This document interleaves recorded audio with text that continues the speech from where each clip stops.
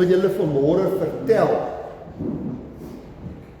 van die mees dinamiese, die invloedrykste, die langsbestaande organisasie in die geskiedenis van die mensdom. Ek wil jou vanmôre vertel van die kapitaalkragtigste, die mees volhoubare, die liefdevolste, sorgbehoevende, genadige, aanpasbare, skepende, die organisasie met die meeste menslike hulpbronne, die organisasie op hierdie aarde met die meeste bates. Hierdie organisasie het in 33 na Christus net 120 mense gehad. En die jongste statistiek wys dat daar vandag op aarde 2,6 biljoen mense is wat lewe en aan hierdie organisasie behoort. In 158 van 193 lande in die wêreld is daar mense wat aan hierdie organisasie, wat van hierdie organisasie deel is.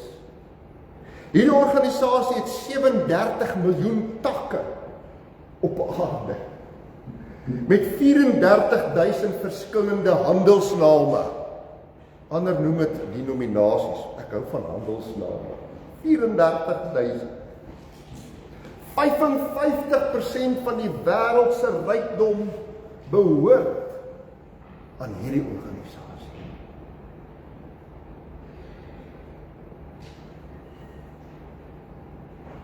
Die mense van hierdie organisasie is gekoop, nie met geld nie, nie met silwer nie, nie met goud nie, maar met die bloed van die lam, van die seun, die enige gebore seun van God.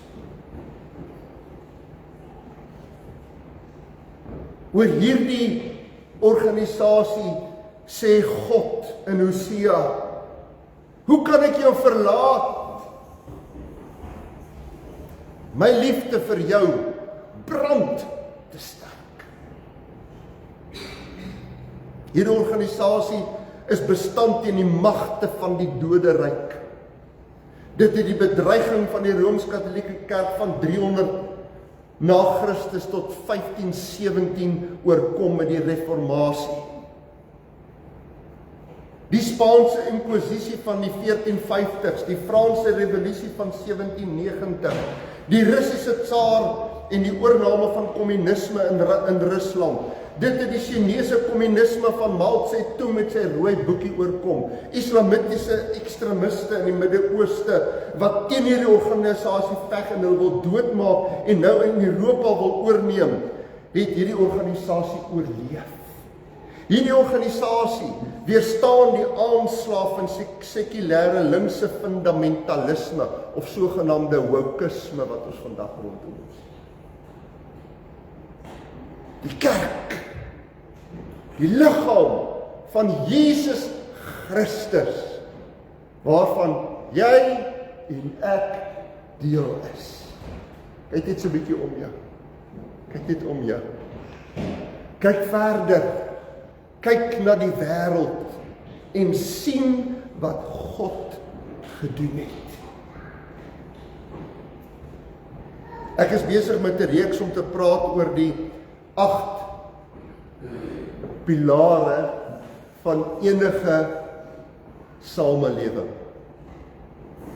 Daar is, ek het gepraat oor regering, ek het gepraat oor die ekonomie.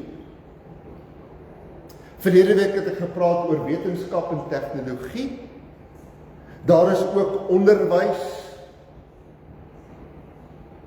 Daar is kuns en kultuur.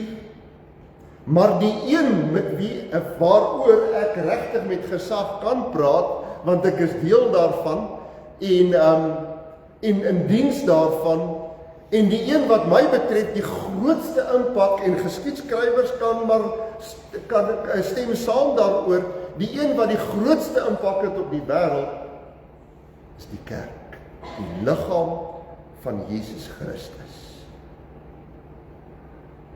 Jesus bid in die Onse Vader, soos in die hemel, so ook op aarde. Is dit nie amazing om te dink, dat dit wat ons hier rondom ons sien, as kerk, as liggaam van Christus, en selfs in die sisteme en prosesse van die wêreld rondom ons, is iets van soos wat dit in die hemel is, so dupliseer God dit op aarde, in sy mense, deur die kerk.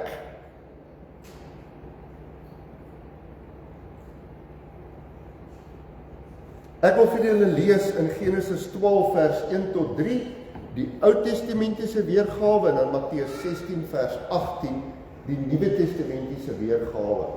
En dan wil ek op jou op 'n kort reis vat net hoe dat God die kerk, die liggaam van Jesus Christus, op aarde gevestig het. Ek wil afsluit en vir jou wys wat jou rol is, wat ons identiteit is, ons identiteit, en dan wat ons rol is in hierdie kerk. En dan gaan Lisbé en Annette vir ons 'n voorlesing doen van aan die ander kant, want ja, daar's baie waaroor ek kan brag, daar's baie waaroor ek opgewonde raak. Die kerk is amazing, maar die kerk is moeilik. It's hard to be part of the church. En luister daarna wanneer Lisbé en Annette dit vir ons lees. Iets in dit wat hulle vir ons gaan lees, is iets waaroor elkeen van ons, of waarmee elkeen van ons kan identifiseer. So hoor eers, Genesis 12, vers 1 tot 3, die Ou Testamentiese weergawe van hoe God sy mense geroep het, sy kerk, sy verteenwoordiging op aarde gevestig het. Die Here het vir Abraham gesê, Genesis 12 vers 1, trek uit jou land uit, weg van jou mense en jou familie af na die land toe wat ek vir jou sal aanwys. Ek sal jou 'n groot nasie maak. Ek sal jou seën en jou man van groot betekenis maak. En jy moet tot 'n seën wees. Ek sal seën wie jou seën, en hom vervloek wat jou vervloek. In jou sal al die volke van die aarde geseën wees. En dan in Matteus 16, Jesus vra vir sy disippels, hy sê net so hier by vers 14, hy sê, hierdie mense sê dit vir my, daai mense sê dat vir my, hierdie sê dit, maar julle, vra Jesus vir sy disippels, wie sê julle is ek? Net vir 'n oomblik. As jy vanmôre iets moet sê oor Jesus, wie sê jy is Jesus? Petrus antwoord hom en sê vir hom, U is die Christus, die Seun van die lewende God. Gelukkig is jy Simon Bar-Jona, sê Jesus, want dis nie 'n mens wat dit in jou openbaar het nie, maar my Vader wat in die hemel is. En ek sê vir jou, jy is Petrus, en op hierdie rots, hierdie belydenis van jou dat ek die Christus is, sal ek my kerk bou, en die magte van die doderyk sal dit nie oorweldig nie. Niks, niemand is bestand teen hierdie organisasie, die kerk. Kom ons kyk gou net so in die eerste plek na die Ou Testament, baie kort, baie eenvoudig, en dan na die Nuwe Testament. In die Ou Testament roep God vir Abraham. Abraham het nie gekwalifiseer nie. Abraham was nie die een of ander heilige mens gewees nie. God roep hom, lees ons in Genesis 11, daar aan die einde, uit Ur van die Galdeërs, daar in die omgewing van waar Babel en die goddelose wêreld van daai tyd was, en hy en sy pa en sy mense trek, soos die Ferreras, vat jou goed en trek. En God vat vir Abraham en hy skep uit niks uit 'n man wat glad nie verhouding met God gehad nie, maar toe 'n verhouding met God ontwikkel en geloofstappe neem, kom God en hy staan by Abraham en hy sê vir hom, ek gaan jou 'n groot en 'n magtige nasie maak. Abraham, julle ken die geskiedenis wat gebeur het toe hy shortcut probeer vat het met sy diens meisie en Hagar, ek noem maar Hagar nie verskriklike. Nee, Hagar en hulle seun is gebore wat nie eintlik die seun van die belofte was nie, en toe later kom Isak en hy word die tweede aartsvader en Jakob het 12 seuns. En daai 12 stamme word die stamme wat God in die beloofde land plaas, en hy deel die beloofde land op in 12 areas, en hy gee vir elkeen van hulle grondgebied behalwe vir een stam. Wie was dit? Die Lewiete. Die Lewiete kry nie grond nie. Die Lewiete kry wel stede waarin hulle kon gaan woon, versprei oor al die 12 stamme se grondgebied, maar hulle kry nie grond nie, hulle kry nie huise nie. Die stam van Lewi word die draers van die heilige dinge. Hulle staan in diens van God en met die volk lei. Dinge loop lelik skeef. David word koning, sy seun neem hom oor Salomo en hy 2 seuns, Rehabiam en Rehoboam. En die 2 kry stry en hulle skeer die ryk in 2, die 10 noordelike stamme, 2 stamme in die suide, Juda en Benjamin. Die noordelike stamme word in die 700s voor Christus deur die Assiriërs weggevoer in ballingskap, om nooit weer terug te keer nie, en in 486 voor Christus word die 2 suidelike stamme, ook as gevolg van ongehoorsaamheid aan God, ondertrouery, onheilige lewe, weggevoer na Babel toe, 486 voor Christus. En dit word stil. 486 jaar. Wat stil. Ek kan my nie indink hoe dit moes gewees het nie. 486 jaar. God praat nie. Geen profete nie. Wat het van God geword? Waar is die Messias? Totdat daar gebore is in Bethlehem.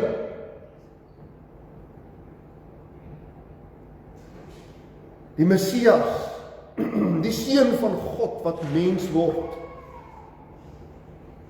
En so is daar die oorgang wat plaasvind van in die Ou Testament die volk van God wat God op aarde verteenwoordig na die Nuwe Testament toe, waar Jesus kom, waar God nie meer profete en priesters gebruik nie, maar God kom self. Jesus leef tussen ons, tussen mense. En Johannes die Doper kondig aan, daar is die lam van God wat die sonde van die wêreld wegneem. Net soos Jakob se 12 seuns, roep Jesus 12 apostels, en hy maak hulle die, kan ek maar amper sê, die stamvaders van God se nuwe volk, die kerk. Die kerk is nie 'n gebou nie. Toe ek vanmôre hier oopsluit, ek kan dan net bid altyd as ek oopsluit, en ek bid toe daai skrif in Psalms wat sê, ek was bly toe hulle vir my gesê het, laat ons na die huis van die Here toe gaan.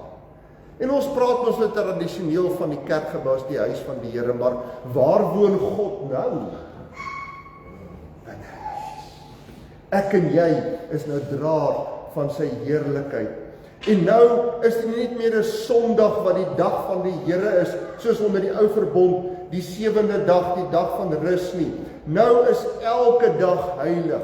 Elke dag behoort aan die Here, nie net Sondag nie, of dan in die Ou Testament die Saterdag nie. Ons leef nie net met 'n verwagting nou dat die koninkryk van God eendag gaan kom, eendag wanneer ek in die hemel is, eendag wanneer alles reg gaan kom nie. Nee, nou sê Jesus, die koninkryk van my Vader is binne in julle. Ek kan nooit dit sê sonder om aan daai Kermore advertensie te onthou. Ek het dit al 'n paar keer vir julle gesê. Onthou julle die man wat daar voor die yskas staan. Hy sê, it's not inside, it's on top. Nou ek ry dit om en sê, it's not on top, it's inside. Dis binne in ons. Môre by die skool, Maandag by die werk, Saterdag op die sportveld. Draers van die heerlikheid van God elke dag. Ek lag nou want toe ek my notas voorberei, toe tik ek hierso die kerkluis. Ek wou in 'n backspace. En toe dink ek, nee, ek kom ek los die S daar, die kerkluis, die kerklui, die formele, die mense wat in diens van God staan, is sogenaamd in Engels werk dit beter, the clergy and the laity. Daar's nie meer by God so onderskei van die kerkluis, die kerklui en die lidmate nie. En partykeer voel die kerklui soos die kerkluise. Want sê Paulus, ons is die uitvaagsels, ons is as daar fout gaan, die kerklei, die predikante, die kerkleiers is gewoonlik die ouens, ja, dis daai dominee, en dis daai ouderling, en dis daai dit, en daai sleg, en daai dit, nee. Bring it on, dis nou maar hoe dit is, ek het dit nou gewoond geraak. Bring it on. As ons dan deur die wêreld, of dan selfs soms deur lidmate beskou word as die kerkluis, dan is dit ook oké.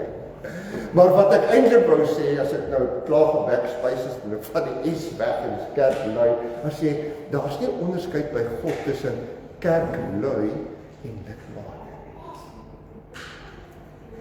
Dis nie nou meer dat een beter toegang en voorreg het, en nie almal staan in diens van die Here. Ons, die kerk, is die Griekse woord vir gemeente is die ekklesia. Ekklesia. Die mense wat uitgeroep is. Volgende week gaan Annette, ek wil nou nie haar vander steel nie, maar sy gaan praat oor heiligheid, ekklesia, ons is uitgeroep. Mense, ons is anders. Soos die ou dominees gesê het, ons moet anders aantrek, ons moet anders lyk, en ons moet selfs anders ruik, as die wêreld aan buitekant. Ons is die liggaam van Christus, 1 Korintiërs 12, en daar's langes en daar's kortes, en daar's breës en smalles, maar elkeen staan in diens en word deur die Here gebruik in Korintiërs 12 waar die liggaam as 'n model is, en daar's arms en bene en voete en vingers en spiere, maar die hoof bly Christus. Ons is die bruid. 2 Korintiërs 11 vers 1 is vir my so mooi waar Paulus sê dat hy die bruid aan Christus wil voorstel as 'n reine maagd. Dit is die roeping wat ek het as leraar van hierdie gemeente, as elke predikant, is om hulle gemeente voor God te gaan voorstel soos 'n maagd, my hemelse bruidegom wag. Die trompet gaan blaas en hy gaan sy bruid kom haal en ons moet gereed wees en ek wil hê julle moet saam met my gaan met al ons seer, met al ons foute, met al ons tekortkominge en ons gebreke wil ons as 'n reine maagd heilig, skoon voor ons hemelse bruidegom gaan staan. Ek sluit af met 1 Petrus 2 vers 9 en daarna gaan Annette en Lisbé vir ons 'n voorlesing kom doen. Hoor net wat sê 1 Petrus 2 vers 9. Hier staan, julle daarteen is die uitverkore volk van God. Julle is 'n koninklike priesterdom, 'n nasie wat vir God afgesonder is. Dis ons identiteit. Ja, ek en jy, met al ons tekortkominge, ons is uitverkore, ons is koninklik, ons is 'n nasie wat vir God uitgesonder is. Ons is die eiendomsvolk van God. Tel net 'n bietjie jou kop op. Dis hoekom ek vanmôre met hierdie statistiek begin het om te sê hoe amazing die kerk is. Ons is nie die uitvaagsels van die gemeenskap nie. Ons is nie in die minderheid nie. Ons is nie die, wat jy dit ook al wil noem nie. Ons is die eiendomsvolk van God. En ons het 'n taak, sê in Korintiërs 2 vers 9. Ons taak is om die verlossingsdade te verkondig. Met wie praat jy oor die Here?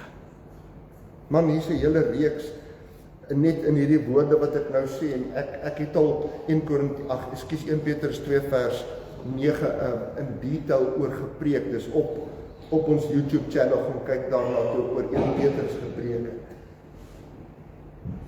En tog is dit moeilik. Dis taaf. Annette en Lisbé kom staan hier voor by my. Wil julle moet mooi luister. Assosieer jouself bietjie met dit wat Lisbé nou vir ons gaan lees van dis swaar. Daar's dinge wat moeilik is. Daar's dinge wat sy gaan lees, wat Annette ook nou vir ons gaan lees, wat nie altyd so maklik is. Maar soos ek gebid het net voor ek met die boodskap begin het, ons is die kerk.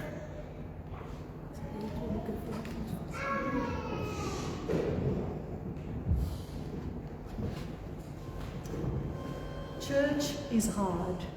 Church is hard for the person walking through the doors afraid of judgment. Church is hard for the pastor's family under the microscope of an entire body. Church is hard for the prodigal soul returning home, broken and battered by the world. Church is hard for the girl who looks like she's got it all together, but doesn't. Church is hard for the couple who fought the entire ride to the service. Church is hard for the single mom surrounded by couples holding hands and seemingly perfect families. Church is hard for the widow and widower with no invitation to lunch after service. Church is hard for the deacon with an estranged child. Church is hard for the person singing worship songs, overwhelmed by the weight of the lyrics. Church is hard for the man insecure in his role as a leader. Church is hard for the wife who longs to be led by a righteous man. Church is hard for the nursery volunteer who desperately longs for a baby to come. Church is hard for the single woman and single man praying God brings them a mate. Church is hard for the teenage girl wearing a scarlet letter, ashamed of her mistakes. Church is hard for the sinners. Church is hard for me. It's hard because on the outside it all looks shiny and perfect. Sunday best in behavior and dress. However, underneath those layers, you find a body of imperfect people, carnal souls, selfish motives. But Here is the beauty of church. Church isn't a building, a mentality, or expectation. Church is a body. Church is a group of sinners saved by grace, living in fellowship as saints. Church is a body of believers bound as brothers and sisters by an eternal love. Church is a holy ground where sinners stand as equals before the throne of grace. Church is a refuge for broken hearts and a training ground for mighty warriors. Church is a converging of confrontation and invitation, where sin is confronted and hearts are invited to seek restoration. Church is a lesson in faith and trust. Church is a bearer of burdens and a giver of hope. And church is a family coming together, setting aside differences, forgetting past mistakes, rejoicing in the smallest of victories. Church, the body, and the circle of sinners turned saints is where He resides. And if we ask, He is faithful to come. So even on the hard days at church, the days when I'm at odds with my friend, when I fought with my kids because we're late once again, when I've walked in bearing burdens heavier than my heart can handle, yet masking the pain with a smile on my face, when I've worn a scarlet letter under the microscope, when I've longed for a partner to hold or fought tears as the lyrics were sung, when I've walked back in afraid and broken after walking away, I'll remember He has never failed to meet me there. Amen. En Here, wat 'n voorreg dat ons deel kan wees van hierdie amazing organisasie, die kerk, waar ons grootste blydskap beleef, maar waar ons ook dikwels ons grootste hartsere ervaar. Ons grootste blydskap by 'n troue, 'n doop, ons grootste hartseer by 'n oop graf.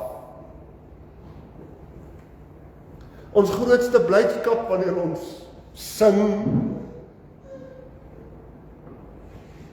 Ons frustrasie wanneer iemand my teleurstel, iets sê, iets doen, en dit in die naam van die Here.